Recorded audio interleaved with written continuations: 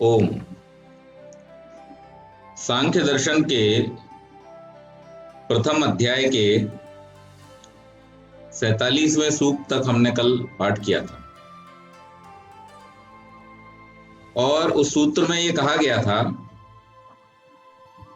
कि जो यज्ञ यागादि कार्य भी सांसारिक पदार्थों की कामना के साथ किए जाते हैं वो भी बंधन में डालने वाले होते हैं, क्योंकि जिस पदार्थ के जिस कार्य के साथ में कामना जुड़ गई वो आपका बंधन का कारण निश्चित रूप से बनेगा। तो फिर प्रश्न किया कि कौन से वो काम है जिनसे फिर बंधनों से छूटा जाए, क्योंकि अब तक तो यही सुनते आए कि यज्ञ करने से, यज्ञ आदि करने से बंधनों से छूट जाएंगे लेकिन जो कामना युक्त बंधन में डालने वाले यज्ञ हैं उनसे बच करके अब कौन से ऐसे काम करें कि जिससे हमारे बंधन छूट जाएं? क्या उपाय है जिससे हमारे बंधन छूट जाएं? कल मैंने एक मंत्र आपको बतलाया था, उदुत्तमं वरुण पाशमस्मदवाधमं विमध्यमं श्रुताय अथा वयमादित्यव्रते तवा नागसो ऋतये स्याम। इसी प्रकार से एक और मंत्र है, ये ते शतम वरुणये सहस्रम यज्जिया पाशा वितता महांत। तो इसमें पाशों की बात की गई, बंधनों की बात की गई। नाना प्रकार के बंधन हैं और ये जो संसार है, इस संसार में जब तक हम हैं हम बंधन में ही हैं। जब ये बात समझ में आ जाती है कि बंधन क्या है, ये संसार स्वयं में बंधन है।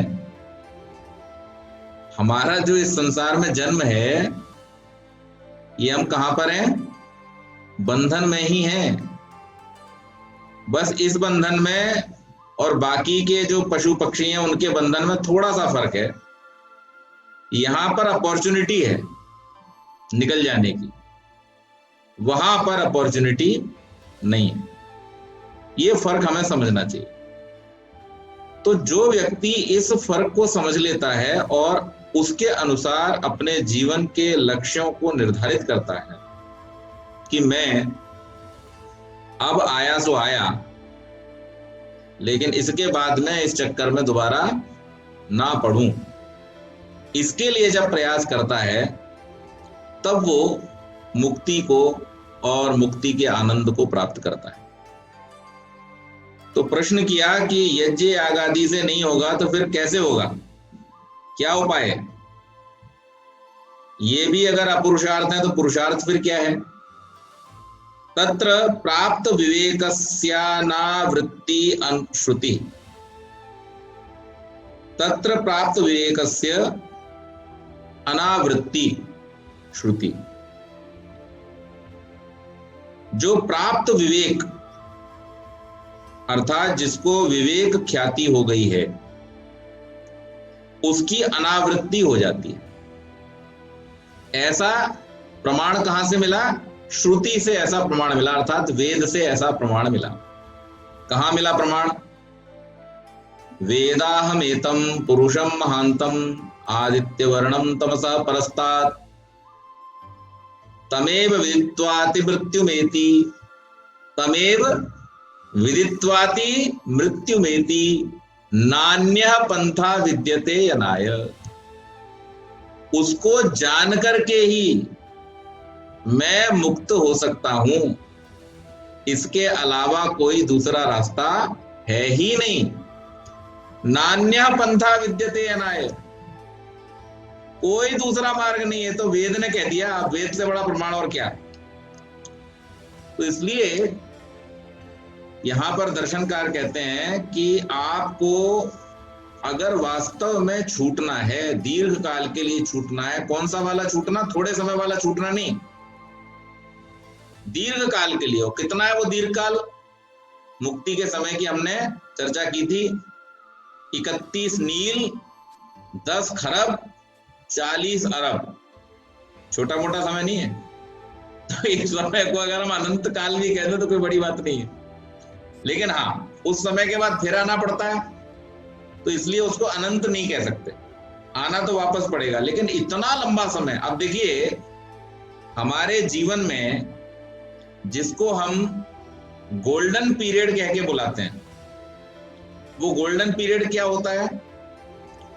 आमतौर पर जिसे गोल्डन पीरियड लोग कहते हैं, वो जीवन में 20-25 वर्ष की अवस्था से जब थोड़ा मैच्योरिटी आ जाती है, थोड़ा समझदारी आ जाती है, थोड़े अधिकार हाथ में आ जाते हैं, उस अवस्था से लेकर के और 60, 65, 70 वर्ष तक का समय जब तक शरीर अच्छी प्रकार से चलता है, ये जीवन का क्या है? Golden period. और ये गोल्डन पीरियड क्यों है? ये इसलिए गोल्डन पीरियड है क्योंकि इसमें व्यक्ति माता पिता के अधिकार क्षेत्र से थोड़ा बाहर आ जाता है, थोड़ा सा स्वतंत्रता का अनुभव करता है, अपने निर्णय खुद लेने की क्षमता रखता है, अपने निर्णय खुद लेने के रूप में वो सक्षम भी है और उसको वहां कोई रोकने वाला भी नहीं है। तो उन दोनों ही स्थितियों को समझते हुए क्या कहा जाता है कि भाई अब हम, जो हमारे जीवन का गोल्डन पीरियड था वो कौन सा था? जब 25 वर्ष की अवस्था में हम निर्णय लेने लायक हुए, स्वतंत्र हुए, और उसके बाद जब तक हम अच्छी प्रकार से हमारे हाथ पैर चलते रहे और हाथ पैर चलते हुए पराधीन हुए बिना जब तक हम आराम से काम अपने सब करते रहे, तो वो हमारे जीवन का क्या होता है? गोल्डन पीरियड होता है। तो जब एक 40-45 साल का पीरियड जिसमें हम स्वतंत्र हैं, उसको हम गोल्डन पीरियड कहते हैं। तो 31 नील, 10 खरब, 40 अरब वर्ष तक जब आप पूरी तरह से स्वतंत्र होंगे, यानी शरीर के जो थोड़े बहुत परेशानियां यहाँ पे थी, उन परेशानियों से भी दूर होके जब आप स्वतंत्र होंगे, तो फिर वहां के आनंद का क्या कहना? तो उसी को क्या कहा गया? मुक्ति का आनंद कहा गया। तो इसलिए यहां पर कहते हैं कि इसके अलावा और कोई रास्ता नहीं है। वेद का भी यही मत है, वेद का भी यही प्रमाण है। तमस अर्थात अचेतन प्रकृति से भिन्न प्रकाश स्वरूप चेतन आत्मा, जब मैं उसे जान लेता हूं, वेदाहमेतम पुरुषम महांतम, अब मैं जान गया हूं कि इसका भेद क्या है, और जब मैंने इसके भेद को जान लिया है, तो अब जो तामसी ये प्रकृति का सारा वैभव जो दिखाई देता है पंच महाभूतों के रूप में, इस तामसी वैभव से मैं इसका जो सात्विक भाग मेरे साथ जुड़ा हुआ है उसको वापस समेटता हूं। यानी तमस से बनी थी क्या? पंच महाभूत, और सत्व से क्या बना था? हमारी ज्ञानेंद्रियां, कर्मेंद्रियां और मन। तो अब क्या कह रहा है साधक कि अब मैंने इसके असलियत को पहचान लिया, और इसकी असलियत को पहचान करके अब मेरे साथ जो जुड़ी हुई प्रकृति है, जो सत्व रूप प्रकृति मेरे साथ जुड़ा हुआ हिस्सा है, उसको मैं तमस से बाहर अपने अंदर की तरफ से अंदर की तरफ उसको मोड़ता हूं, और इसको अंदर की तरफ मोड़ करके अब मैं उस ज्योति को देखता हूं, अब मैं उस प्रकाश को देखना चाहता हूं जिसके जान लेने से मुक्ति हो जाती है। तो जब बाहर से अपने आप को समेट लिया, अर्थात प्रत्याहार कर लिया, और प्रत्याहार करके जब हमने अपने स्वरूप का दर्शन करने के लिए प्रयास करना शुरू किया, तो उस अवस्था का नाम विवेक ख्याति। और जब पूरी तरह से ये आभास हमारे मन में दृढ़ हो जाता है, हमारी बुद्धि के स्तर पर, चित्त के स्तर पर, मन के स्तर पर, अहंकार के स्तर पर, सब जगह जब इस बात की पूरी जो वृत्ति है वो बन जाती है कि नहीं, मैं इस शरीर से, इस प्रकृति से अलग हूं, उस अवस्था का नाम विवेक ख्याति है। इस रूप में उसे जान करके जन्म मरण के जो हमारे बंधन हैं, उन बंधनों से मुझे छुटकारा मिल जाए। उसके अलावा कोई अपवर्ग के लिए इसके अतिरिक्त दूसरा कोई और मार्ग है ही नहीं, दूसरा कोई रास्ता नहीं, यही एकमात्र रास्ता है। और इसी के द्वारा हमें प्राप्त होगा। कामना की भावना से जो यज्ञ याग आदि का अनुष्ठान किया जाता है उनका फल फिर क्या है? तो उनका फल बतलाते हुए कहते हैं, दुखात दुखम जलाभिषेक वन्न जाड्य विमोक। दुखात दुखम, दुख से दुख ही उत्पन्न होता है, दुख से दुख की ही उत्पत्ति होती है। जलाभिषेकवत, जल में स्नान के समान। जाड्य विमोकः, दोष से छुटकारा नहीं मिलता। कामना जो है वो हमारी दुख का मूल है। हम अगर थोड़ा एनालिसिस करने बैठे, सेल्फ एनालिसिस करें, इस पर विचार करने बैठे, तो हमारे जितने भी दुख हैं, वन टू ऑल, सब के बारे में आप विचार कीजिए। जैसे ही उस दुख के साथ जुड़ी हुई अपनी कामना को आप हटा देते हैं, योर एक्सपेक्टेशन गोज अवे, आपका दुख भी चला जाता है, साथ ही चला जाता है। हम कहते हैं अक्सर, फला व्यक्ति मेरी बात नहीं सुनता, मेरी बात नहीं मानता, तो वहां पे कोई विद्वान बैठा समझा देता है, क्यों मनवानी है बात? नहीं मानता, नहीं मानता। अब जैसे ही ये वृत्ति हमारे मन में आई, नहीं मानता, नहीं मानता, और हमें मनवाने की जरूरत क्या है? तो उस कामना से कि वो हमारी बात को माने, जो दुख हमारे मन में उत्पन्न हो रहा था, वो दुख वहीं पर समाप्त हो जाता है। इसी प्रकार से जीवन के प्रत्येक क्षेत्र में हम जब विचार करने बैठेंगे, तो हमारे जीवन के जितने भी दुख हैं वो सब के सब क्या है? कामना जन्य हैं। यहां तक कि कामना से प्रेरित होकर के अगर हम यज्ञ याग आदि भी करते हैं तो वो भी हमारे दुख का हेतु बनेंगे। क्यों? उसका कारण भी समझ लीजिए। पहली बात तो, जो किसी भी कर्म का फल है, चाहे वो लौकिक कर्म हो और चाहे वैदिक कर्म, उस लौकिक और वैदिक दोनों प्रकार के कर्मों में दो चीजें काम करती हैं। एक तो हमारा पुरुषार्थ, दूसरा हमारा प्रारब्ध। हमने पुरुषार्थ अभी किया, लेकिन हमारा प्रारब्ध अलाउ नहीं करता कि हमें उसका अभी फल मिले, तो वो हमारे संचित कर्मों की कोटि में चला गया, और संचित की कोटि में चला गया। अब आप कह रहे हो कि मैंने तो ये जितना किया, मुझे कोई फल ही नहीं मिला, तो ये सुख बढ़ा आपका कि दुख बढ़ा? इससे दुख बढ़ा। अच्छा, जिन्हें फल मिल भी जाता है उन्हें उससे संतोष नहीं होता। क्यों संतोष नहीं होता? जिसको मनचाहा मिल गया वो कहेगा, वाह, इस काम से बढ़िया काम बन जाता है, अब तो हर बार यही करेंगे, तो वो दुख के चक्कर में पड़ गया। और जिसको मनचाहा नहीं मिला वो सोचता, अरे इससे तो कुछ होता ही नहीं है, तो फिर वो दुख के चक्कर में पड़ गया।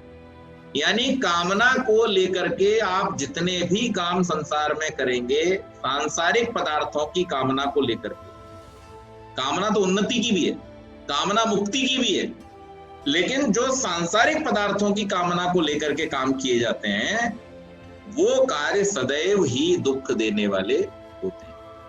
यहां तक कि जिन पदार्थों को हम प्राप्त भी कर लेते हैं, हमने कुछ प्रयोजन से कार्य किया और उस प्रयोजन से किए हुए कार्य से हमको वो पदार्थ जिसके प्रयोजन से हमने कार्य किया था वो प्राप्त हो गया, लेकिन थोड़े समय बाद वो पदार्थ क्या होगा?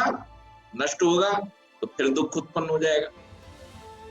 सैलरी आई 31 तारीख को, अकाउंट में खट से सैलरी आती है सवेरे सवेरे, सुबह उठ के जानबूझ के 9 बजे तक नहीं देखते फोन को, 9 बजे के बाद ही देखते हैं, क्योंकि वो 8:30 बजे मैसेज आता है।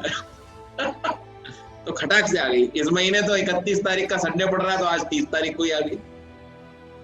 लेकिन ये सैलरी जो है, जब तक अगले महीने की 25 तारीख आती है, तब तक फिर दुख का कारण हो जाता है। कहने का मतलब कि संसार में कामना की दृष्टि से, सांसारिक पदार्थों की कामना की दृष्टि से जितने भी कार्य किए जाएंगे, वो किसी न किसी रूप में दुख का कारण बनेंगे, क्योंकि दुख ही दुख का हेतु है और दुख से दुख ही जन्म लेगा। तो जब संसार के सारे पदार्थों में दुख है, तो उनसे जन्मने वाला सुख कैसे हो सकता है? उनसे दुख ही जन्म लेगा, उनसे सुख जन्म नहीं लेगा, उनसे दुख का ही जन्म होगा। और थोड़े समय के लिए अनुकूलता लग सकती है, लेकिन जब उसको दीर्घ काल में हम देखेंगे तो हमें पता चलेगा कि वहां पर सुख की तुलना में दुख ही हमें अधिक प्राप्त हुआ। अच्छा, उसके द्वारा अविवेक से छुटकारा भी नहीं होता।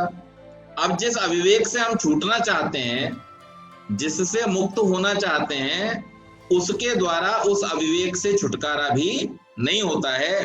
जैसे मान लीजिए कोई व्यक्ति ठंड से परेशान हो, और ठंड से परेशान आदमी को ठंडा पानी और डाल दो नहाने के लिए, तो उसका सुख बढ़ेगा कि दुख बढ़ेगा? उसका दुख बढ़ेगा। अब आप परेशान हैं भोगों से, आप परेशान हैं जन्म के कारण, आप परेशान हैं अपने सांसारिक बंधनों के कारण, और उसमें आप और अधिक बंधनों को अगर बढ़ाते चले जाएं तो उससे आपका सुख कभी बढ़ नहीं सकता। जैसे ठंड से परेशान व्यक्ति पे ठंडा पानी डालने से उसका दुख घट नहीं सकता, इसी प्रकार दुखों के कारण जो भोग हैं, दुखों के कारण जो कामनाएं हैं, उन कामनाओं को लगातार पूरा करते जाने पर भी दुखों का नाश नहीं होगा। तो दुखों का नाश कब होगा? दुख का जो कारण है, जो कामना हमारे दुखों का कारण है, उन कामनाओं से मुक्ति जब हम पा लेते हैं तब हमारे दुखों का नाश होता है। मैं अक्सर एक बात कहता हूं कि सब लोगों को शांति की इच्छा है, लेकिन अपनी इच्छाओं की शांति करना कोई नहीं चाहता। शांति की इच्छा सबको है, शांत हो जाए। हम रोज शांति पाठ बोलते हैं, देव शांति, अंतरिक्षम शांति, पृथ्वी शांति, आपः शांति, औषधयः शांति, वनस्पतयः शांति, विश्वे देवाः शांति, यहां तक कि हम ब्रह्म शांति भी कह देते हैं। लेकिन ये सब कहते हुए भी कभी हमारी इच्छाओं की शांति हो ऐसा प्रयास हम करते नहीं। और वास्तव में देखा जाए तो ये सब चीजें तो शांति से चल रही हैं। परमात्मा के बनाए सारे पदार्थ अपने अपने नियमों में चल रहे हैं। इनसे तो कभी कभार हमको, वो भी हमारी ही गलतियों के फलस्वरूप, हमको कुछ ना कुछ गड़बड़ मिलती है। आजकल दिल्ली की तरफ बहुत भूकंप आ रहे हैं, कल भी 4.5 रिक्टर का आया था। तो पता नहीं हम लोग कब तक कॉल पे हैं, कब फिर नहीं है, ये तो भगवान की व्यवस्था जब तक है। लेकिन हमारी इच्छाओं की शांति नहीं होती। हम सब चीज में शांति, पृथ्वी में शांति चाहते हैं, देवलोक में शांति चाहते हैं, आपलोक में शांति चाहते हैं, वनस्पतियों में शांति, वनस्पतियों को रहने नहीं देंगे, लेकिन चाहिए हमें उनमें शांति। अब जब वनस्पतियां ही नहीं बचेंगी तो शांति कहां से बचेगी? जब हम सारे के सारे जंगलों को काट देंगे, ना हमारे पास औषधियां बचेंगी, ना हमारे पास वनस्पतियां बचेंगी। तो जब बचेंगी नहीं तो वो शांति कैसे करेंगे आपके लिए? और वेदादि सदशास्त्रों को हम कभी पढ़ेंगे नहीं तो ब्रह्म हमें शांति कैसे देगा? ज्ञान हमारे पास है ही नहीं तो हमें शांति कैसे देगा? भाई, ज्ञान से अगर हमें शांति प्राप्त करनी है तो उस ज्ञान से शांति प्राप्त करने के लिए पहले हमें ज्ञान तो प्राप्त करना पड़ेगा। जब हमने ज्ञान ही प्राप्त नहीं किया तो ज्ञान से प्राप्त होने वाली शांति हमको कैसे प्राप्त होगी? तो इसलिए यहां पर यह समझाया है कि जितनी हमारी कामनाएं हैं, जितनी हमारी इच्छाएं हैं, उतने ही हमारे दुख हैं।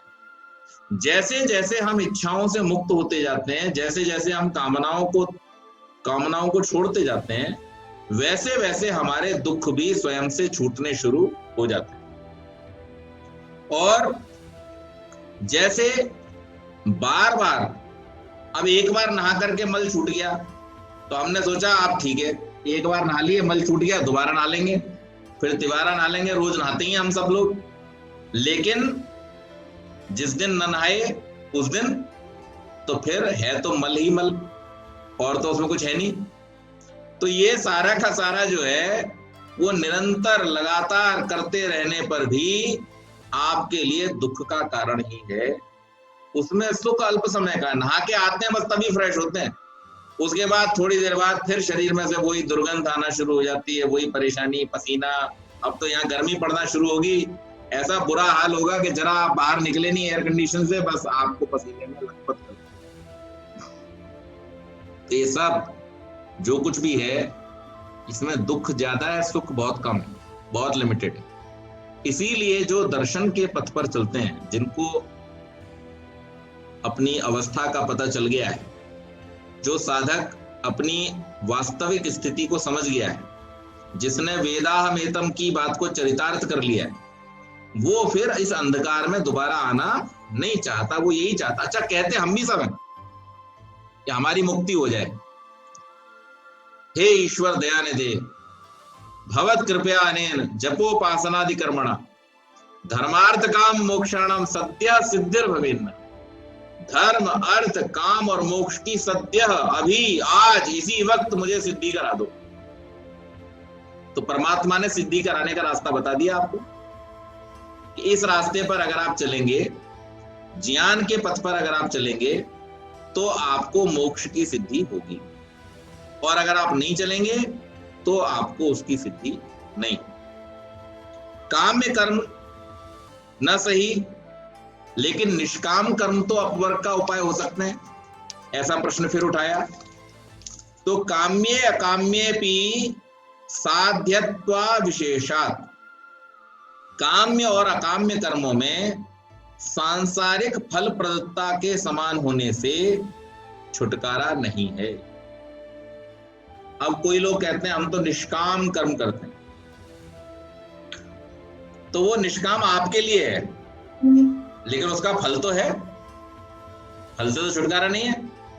और जब तक फल से छुटकारा नहीं है, तब तक आपको इससे छुटकारा, जीवन मरण के चक्र से छुटकारा नहीं मिलेगा। देखिए एक बात समझ लीजिए, हमारे बहुत सारे ऋषियों ने बड़े सुंदर सुंदर ग्रंथों की रचना की, और ये सारे के सारे जो ऋषि थे साक्षात्कृत धर्मा थे, अर्थात इन्होंने इन सारी की सारी चीजों को अनुभूत किया, अनुभूति करके, और फिर उन्होंने उनको हमारे लिए प्रस्तुत किया सूत्र रूप में। इन सारी की सारी बातों में जीवन की जो वास्तविकता है वो छुपी हुई। हम जब योग दर्शन में महर्षि पतंजलि को पढ़ रहे थे, उन्होंने भी क्या कहा था, जब 5 क्रियाएं कर लो, यम, नियम, आसन, प्राणायाम, प्रत्याहार, यहां तक आपका क्रिया भाग है। इसके बाद में जब समाधि की तरफ बढ़ोगे धारणा और ध्यान से होते हुए, तो वहां क्या शुरू हो गया, अक्रिया। अब सारी की सारी इंद्रियों को अंदर लाओ भाई, अब बाहर का काम सारा बंद। तो योग दर्शन भी यही कह रहा है कि अक्रिया के द्वारा आपको आत्म साक्षात्कार होगा, अक्रिया के द्वारा आपको योग की सिद्धि होगी, अक्रिया के द्वारा आपको समाधि की सिद्धि होगी। और यहां पर भी यही कह रहे हैं कि अक्रिया के द्वारा, योगेश्वर कृष्ण भी यही कहते हैं। जो लोग गीता को सांख्य और योग दर्शन पढ़ने के बाद पढ़ेंगे ना, क्योंकि गीता में सांख्य दर्शन भी है, योग दर्शन भी है, और जिसने उसका उपदेश किया है उसको हम क्या कहते हैं, योगेश्वर। श्री कृष्ण के उपदेश के रूप में हम गीता को ग्रहण करते हैं, तो श्री कृष्ण कौन है, योगेश्वर है। और जो योगेश्वर है, उस योगेश्वर की बात में योग न हो ऐसा कैसे हो जाएगा। तो उनके जो उपदेश है उसमें योग और सांख्य दोनों का बहुत जबरदस्त वहां पर प्रयोग है, मिश्रण है। और योगेश्वर कृष्ण भी इसी बात को कहते हैं। लोग या तो इस प्रकार की प्रवृत्ति के हैं कि जो संसार को सब कुछ माने बैठे हैं, ये जो दिख रहा है बस यही सब कुछ है, और दूसरे वो हैं जो संसार को निस्सार मान करके बैठे हैं, ये जो दिख रहा है ये कुछ नहीं है, ये जगत मिथ्या है, ब्रह्म सत्यम। एक भोगवादी हैं और एक वेदांती हैं। लेकिन श्री कृष्ण वेद और दर्शन शास्त्र जिस बात को कह रहे हैं वो तीसरी बात है, और बड़ी विलक्षण बात है, यूनिक है अपने आप में। वो जो कहते हैं वो ये है, उस मार्ग को न तो वेदांती समझे और ना ही उस मार्ग को भोगवादी समझ पाए। वो कहते हैं संसार निस्सार तो है, इसमें कोई शक नहीं, ये संसार निस्सार है, इसमें कोई शक नहीं, पर मुक्ति इसमें डट के ही मिलेगी, इससे भाग के नहीं मिलेगी।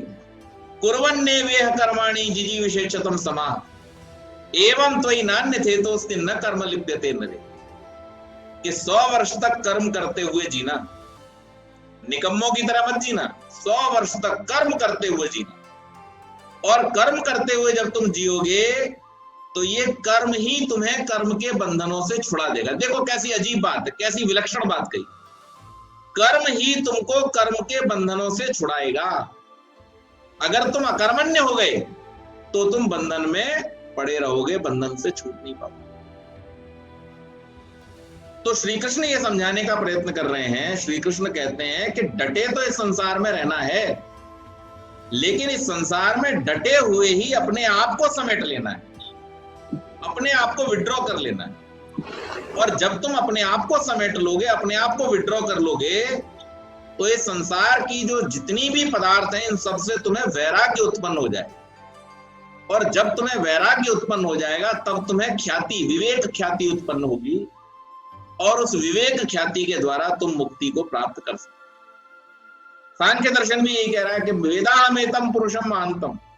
वेद की इस बात को उद्धृत करते हुए कहते हैं ऋषि कि परमात्मा को, आत्मा को, प्रकृति को, इन तीनों के वास्तविक स्वरूप को मैंने जान लिया।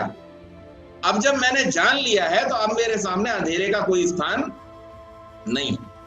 इसी प्रकार से एक और बात जो आधुनिक साहित्यकारों ने लिखी, बड़ी गजब की, जब मैं था तब हरि नहीं, अब हरि है मैं नहीं। मैं मतलब जब तक मैं इस सांसारिक अहंकार आदि से जुड़ा हुआ था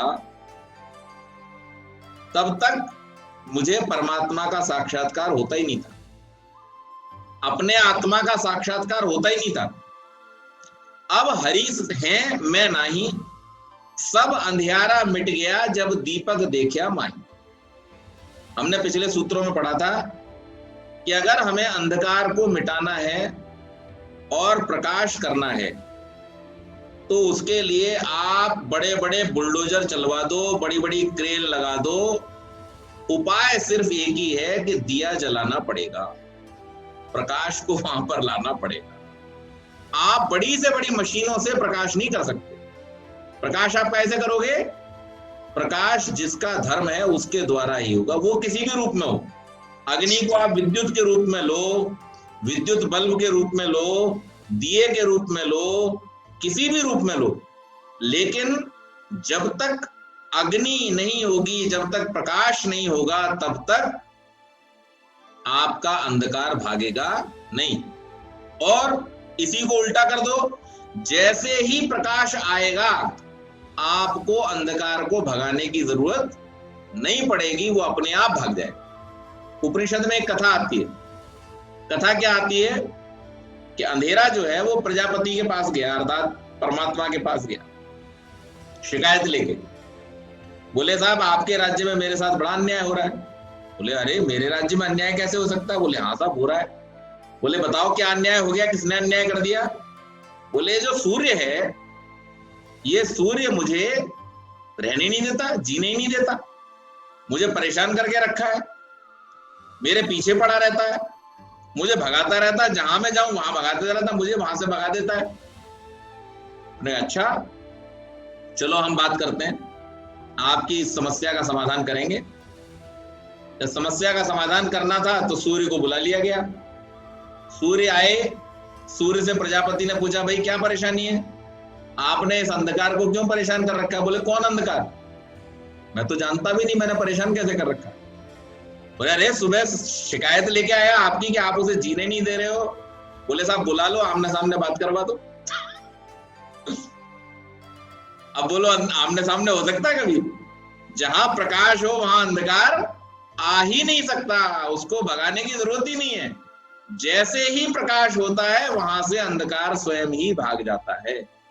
जैसे ही हमको ज्ञान की प्राप्ति होती है, जैसे ही हमको संसार की वास्तविकता का पता चलता है, इस संसार से हमारा जो मोह है, इस संसार में हमारा जो राग है, इस संसार से हमारा जो द्वेष है, जो वैर की भावना है, और जितने भी नाना प्रकार के हमारे बहुत सारे जो दुर्गुण हमने अपने जीवन में पा लिए हैं, ये सारे के सारे दुर्गुण केवल और केवल इसलिए हैं क्योंकि हमने जीवन की वास्तविकता को अभी तक समझा नहीं है। जिस दिन जीवन की वास्तविकता हमारी समझ में आ जाती है, ये सारे के सारे दुर्गुण स्वयं ही हमसे छूट जाते हैं, समाप्त हो जाते हैं। तो इसलिए यहाँ पर सूत्रकार कह रहे हैं कि दुखों का नाश होना संभव नहीं है। वो तो तभी नष्ट होगा, तभी उससे आपको मुक्ति मिलेगी जब आपको विवेक ख्याति प्राप्त हो जाएगी। तो बोले अगर मान लीजिए कर्म से न सही तो निष्काम कर्म से, ये शंका व्यक्त की।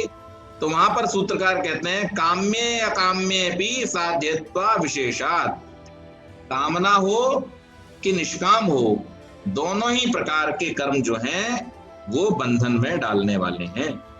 निज मुक्तस्य बंधध्वं समात्रम परम न समानत्वम। निज मुक्तस्य स्वभाव से त्रिगुणातीत आत्मा के बंधध्वं समात्रम, बंध का नाश ही परम अपवर्ग है, अर्थात कर्म फलों के साथ इसकी समानता नहीं है। वास्तव में चाहे वो निष्काम कर्म हो और चाहे सकाम कर्म हो, दोनों ही कर्मों में बंधन होने के कारण वो आत्मा का स्वभाव नहीं है। आत्मा का वास्तविक स्वभाव क्या है? बंधनों से मुक्त होना है, बंधनों से छूटना है। इसलिए किसी भी प्रकार के कर्म हो उनसे आत्मा बंधन में ही जाता है। आत्मा स्वतः मुक्त है, अर्थात अचेतन प्रकृति से सर्वथा भिन्न है। वह प्रकृति के संपर्क में आने पर बद्ध समझा जाता है, चाहे मनुष्य की योनि में हो और चाहे वो पशु योनि में हो। दोनों ही स्थितियों में है तो वो बंधन में ही। क्षुधा के, तृषा के, सर्दी के, गर्मी के, नाना प्रकार के दुख तो उसको लगे ही रहेंगे, चाहे वो किसी भी शरीर में क्यों हो। वह चेतन को अचेतन समझने लगता है और अचेतन को चेतन। अब यहाँ पर जब वो बंधन में पड़ता है तो क्या समझने लगता है? चेतन को अचेतन और अचेतन को चेतन समझने लगता है।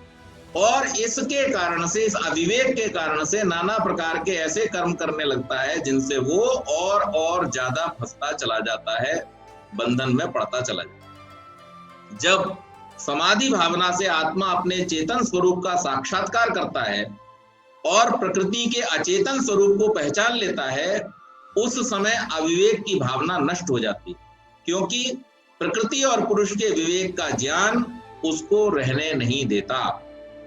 जब अविवेक नहीं रहेगा तो उससे होने वाला जो प्रकृति का भोगजनक संपर्क आत्मा के साथ से समाप्त हो जाता है। तो भोगों की जो इच्छा हमारे मन में होती है वो क्यों है? क्योंकि हम इसको अपना स्वरूप समझ करके बैठे हैं। चेतन में अचेतन और अचेतन में चेतन के नाना प्रकार की जो अविद्या और अविवेक हमारे अंदर हैं, उसके कारण से अपने स्वरूप को भूले हुए हम लोग इन पदार्थों में हमेशा रमण करते रहते हैं, लीन रहते हैं। और जब हमें विवेक हो जाता है समाधि अवस्था में, तो उस समय इनके साथ हमारा जो लगाव है, हमारा जो राग है, वो धीरे धीरे समाप्त हो जाता है। और उस राग के समाप्त हो जाने से हमारा जो अपवर्ग है, हमारी जो मुक्ति है, उसका साधन हो जाता है, हमारी मुक्ति। अचेतन प्रकृति और उसके विकार और चेतन आत्मा के अस्तित्व का प्रतिपादन यहाँ पर हमने किया, पर इन समस्त तत्वों का परीक्षण प्रमाण द्वारा होता है। इसलिए अब यहाँ पर प्रमाण प्रस्तुत किए जाएंगे।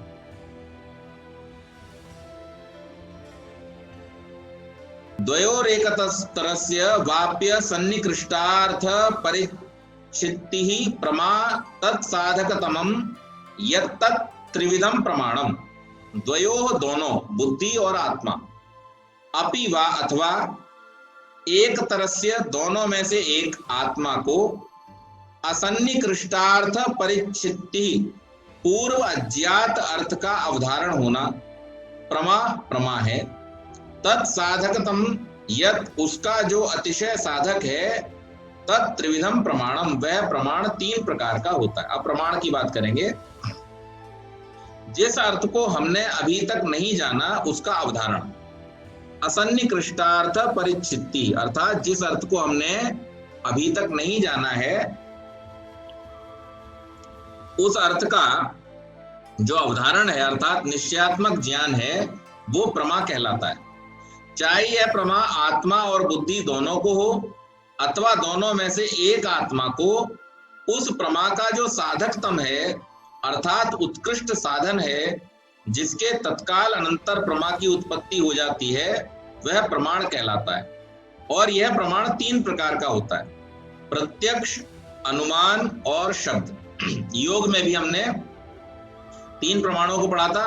वहां पर क्या कहा गया था? प्रत्यक्ष, अनुमान और आगम।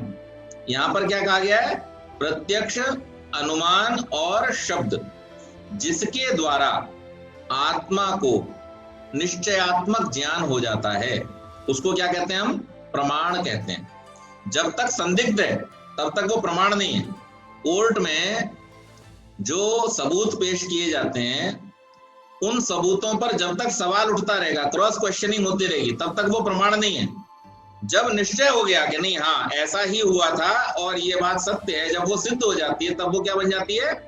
प्रमाण बन जाती है। इसी प्रकार से यहां पर भी कहा है कि बुद्धि में जो निश्चयात्मक ज्ञान है वो प्रमा कहलाता है। और ये प्रमाण 3 प्रकार के हैं, प्रत्यक्ष, अनुमान और शब्द। प्रत्येक प्रमाण में यथाक्रम इंद्रिय, लिंग ज्ञान अथवा शब्द या पद ज्ञान द्वारा बाह्य विषय बुद्धि में उपस्थित होता है। अब जो प्रत्यक्ष है वो इंद्रियों के साथ में, जो इंद्रियां डायरेक्ट हमारी अपने अपने विषय को जो देखती हैं, वो ज्ञान कौन सा है? प्रत्यक्ष ज्ञान। और जिसमें हमने पहले देखे हुए का अनुमान किया, लिंग ज्ञान, लक्षण के द्वारा। लक्षण क्या था? फिर वही उदाहरण, हमने पहले अग्नि का प्रत्यक्ष किया, जब अग्नि हमने देखी तो वहां धुएं को देखा। अब हमने अग्नि नहीं देखी लेकिन धुआं देखा, तो लिंग अर्थात लक्षण के द्वारा हमको पता क्या चल गया कि यहां पर अग्नि होगी। साधारण बात है, कोई रॉकेट साइंस नहीं। इसके बाद तीसरा है शब्द। तो शब्द प्रमाण क्या है? कि जो प्रत्यक्ष किया गया, जिसका अनुमान लगाया गया, उन दोनों ही प्रत्यक्ष किए हुए, अनुमान लगाए हुए आदि के विषय में जो शब्द के द्वारा पद ज्ञान हमको हुआ, वो क्या है? शब्द प्रमाण हो गया। ये 3 प्रकार के प्रमाण है और ये हमारी बुद्धि में उपस्थित। उस समय बुद्धि विषयाकार, अर्थात जिस प्रकार के विषय के संबंध में चर्चा की जा रही है, उस विषय का उसके सामने उपस्थिति हो जाती है। जैसे हमने आम देखा। अब आम हमने देखा कैसा फल है? थोड़ा थोड़ा हरा है, थोड़ा थोड़ा उसमें पीला शेड है, और उसका रंग कैसा है? हरा और पीला हो गया। उसकी आकृति कैसी है? तो थोड़ी गोलाकार है और थोड़ी सी मुड़ी हुई है। अब जिसने आंख से देख लिया, आंख से देख करके उसने जान लिया कि ये आम है। अब उसके बाद आम के साथ साथ जब उसने पेड़ पर देखा, दृष्टि डाली, तो उसको पत्ते भी दिखाई दिए, तो उसने ये जान लिया कि ये आम के पत्ते हैं। अब आम भी देख लिया, पत्ते भी देख लिए। अगली बार जब जा रहा था तो जाड़े का मौसम था, आम नहीं लगे हुए थे, लेकिन पत्तों को देख करके पता चल गया कि ये पेड़ का है, आम का है। अब जिसने ना आम देखा न पत्ते देखे, उसको जाकर के इसने बताया कि भाई जब मैं रास्ते में से आ रहा था तो मुझे आम का पेड़ मिला। बोले भाई आम क्या होता है? बोले आम एक फल होता है जो थोड़ा सा पीला होता है, थोड़ा सा हरा होता है, और उसकी गोलाकार से थोड़ी भिन्न आकृति होती है, उसके लंबे हरे पत्ते होते हैं। तो इसके सामने भी वो दृश्य उपस्थित हो गया। तो इस प्रकार से प्रत्यक्ष, अनुमान और शब्द, ये 3 प्रकार हैं। और उस समय बुद्धि जब विषयाकार हो जाती है तो चक्षु इंद्रिय के द्वारा उसका आकार, रूप, गोलाई आदि जो भी हमने प्रमाण किया, वो प्रमाण के द्वारा हम उसको उसकी आकृति के विषय में समझा सकते हैं। आगे कहा कि जब इसका नाम प्रमा होता है तब इसका साधकतम बुद्धि प्रमाण है। सर्वत्र बुद्धि के प्रमाण होने से प्रत्यक्ष आदि भेद इंद्रिय आदि बाह्य साधन के आधार पर समझे जाते हैं। इंद्रिय आदि के द्वारा बुद्धि का विषयाकार होना बुद्धि वृत्ति कहा जाता है। यह वृत्ति ज्ञान रूप है। यदि इस बुद्धि वृत्ति को ही प्रमा मान लिया जाए तो बाह्य साधन अर्थात इंद्रिय आदि को प्रमाण कहा जाएगा। इसी अर्थ को स्पष्ट करने के लिए सूत्र में द्वयो अर्थात आत्मा और बुद्धि शब्द का प्रयोग किया गया। एक तरस्य का सन्निवेश है, चाहे बुद्धि वृत्ति और बोध अथवा चैतन्य बोध, इन दोनों को प्रमा माना जाए अथवा दोनों में से अंतिम एक को। किसी भी प्रमा का जो उत्कृष्ट साधन होगा वह प्रमाण माना जाएगा। तो अब कोई भी वस्तु जिसका हम प्रत्यक्ष करते हैं, वो जाकर के उसकी इंफॉर्मेशन स्टोर कहां होती है? बुद्धि में। लेकिन उसको ग्रहण कौन कर रहा है? ग्रहण उसको आत्मा कर रहा है। तो अब आप आत्मा में उस ज्ञान की उपस्थिति मान लीजिए या बुद्धि में ग्रहण किया हुआ मान लीजिए, दोनों ही अवस्थाओं में अपने साधन के द्वारा अर्थात इंद्रियों के द्वारा जिसका प्रत्यक्ष किया गया है वो ज्ञान वहां पर उपस्थित हो जाता है, उसी प्रकार से अनुमान के द्वारा और उसी प्रकार से शब्द के द्वारा। अब हम अमेरिका नहीं गए, लेकिन भाई साहब अमेरिका जाके आए 2-3 साल पहले, फिर जाके आए पिछले साल। अब इन्होंने हमें जो वहां के बारे में बताया, या आदरणीय ठक्कर जी बैठे, इनके बेटे रहते हैं वहां अमेरिका में, उन्होंने जो इनको या हमको बताया अमेरिका के बारे में, तो हमने तो खुद देखा नहीं अपनी आंखों से, प्रत्यक्ष तो हुआ नहीं, और जो हमने प्रत्यक्ष किया नहीं उसका अनुमान भी हम नहीं लगा सकते। तो वहां पे हम किस प्रमाण से देख रहे हैं? शब्द प्रमाण के द्वारा। जो उन्होंने देखा है उस देखे हुए का उन्होंने जब हमें वर्णन किया, तो अब हमने यहाँ पर उल्टा चला। पहले था शब्द, शब्द से अनुमान, अनुमान प्रमाण, प्रमाण का अनुमान, अनुमान का शब्द। अब यहाँ उल्टा चलेगा, यहाँ पे शब्द पहले आया, और जब शब्द आया तो हमने फिर अनुमान लगाना शुरू किया। अच्छा अच्छा ऐसा होता है, यहाँ भी हमने देखा है ऐसा कहीं होते हुए, कि ग्रीन ग्रीन पहाड़, बड़े बड़े मैदान हैं। हाँ, हमने भी बदलापुर गए थे तो हमने देखे थे ग्रीन ग्रीन पहाड़ है, बड़े बड़े मैदान। तो इस प्रकार से हम उसके द्वारा प्रत्यक्ष कर लेते हैं, एक प्रकार से हमें उस ज्ञान की उपलब्धि हो जाती है। इन पदों का अन्य अर्थ भी आचार्यों ने किया है। प्रत्यक्ष प्रमाण की दृष्टि से द्वयोः पद का सूत्र में सन्निवेश है, और अनुमान तथा शब्द प्रमाण की दृष्टि से एक तरस्य का।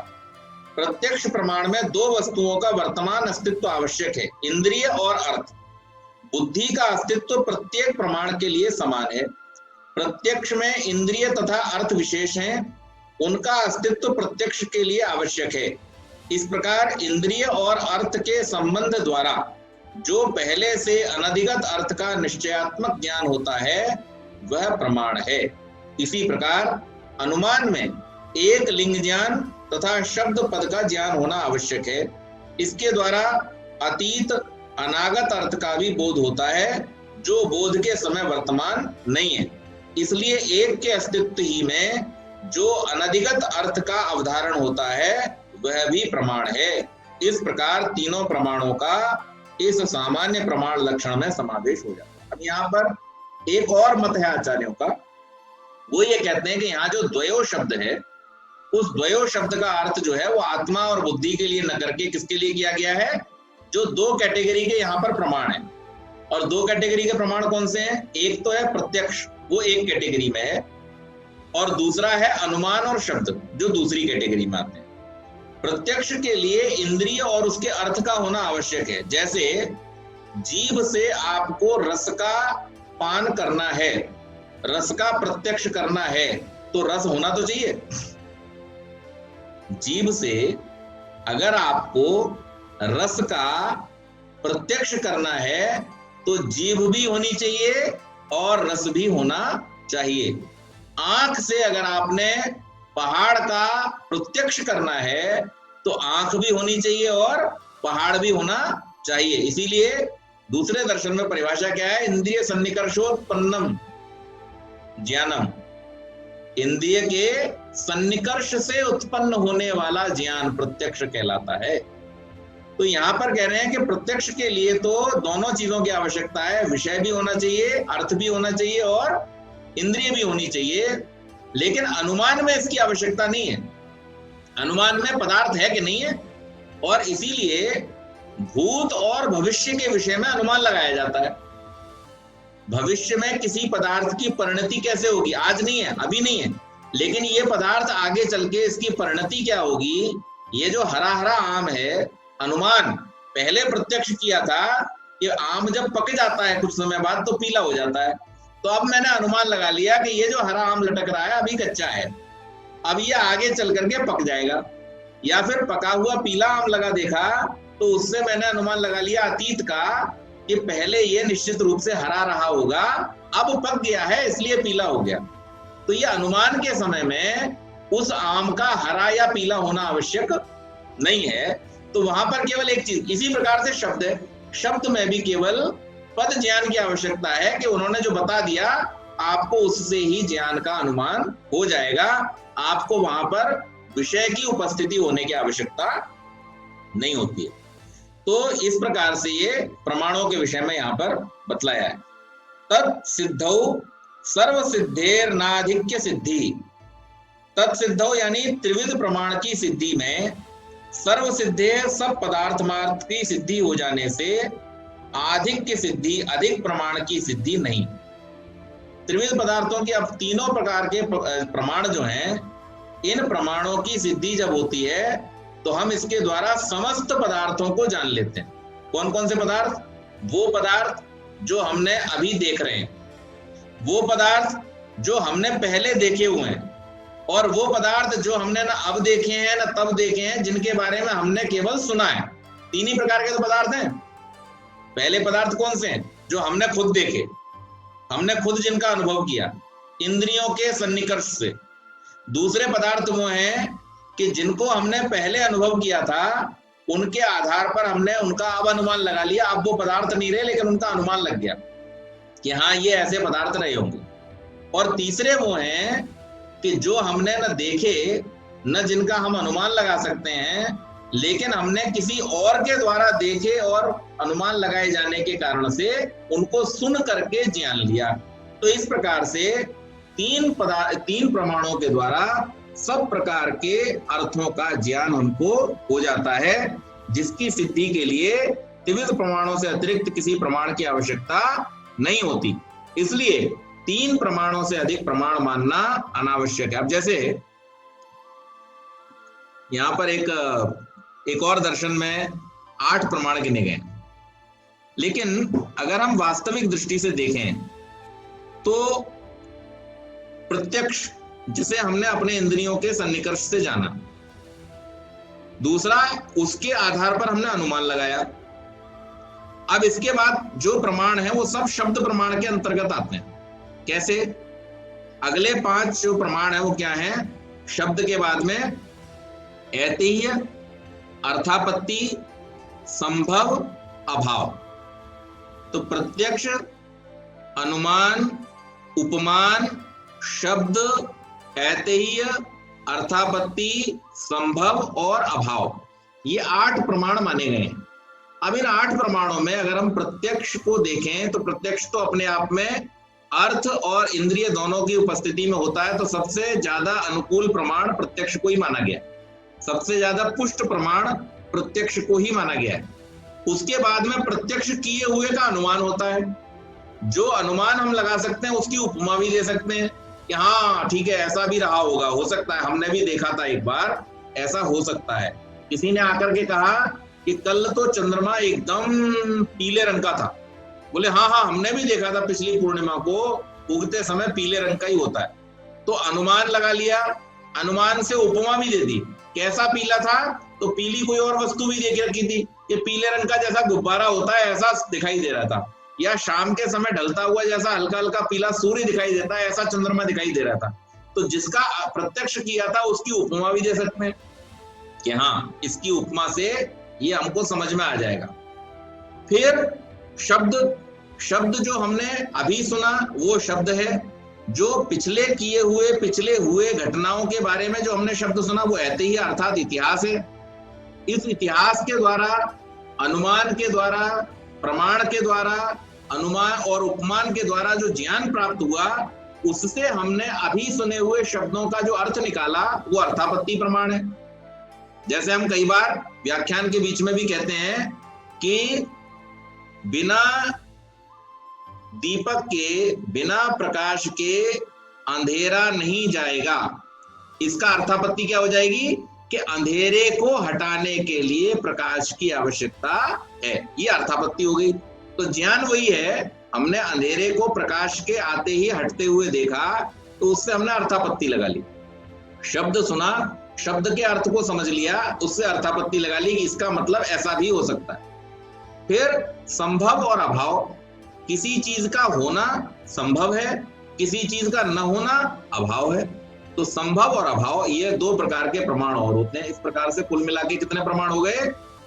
प्रत्यक्ष, अनुमान, उपमान, शब्द, ऐतिह्य, अर्थापत्ति, संभव और अभाव, ऐसे ये 8 प्रमाण गिने गए हैं अन्य अन्य दर्शनों में। लेकिन जो योग दर्शन और सांख्य दर्शन है ये 3 प्रमाणों को ही मानता है। तो ये प्रमाणों के विषय में यहाँ पर ये बताया। और इसके बाद इनका जो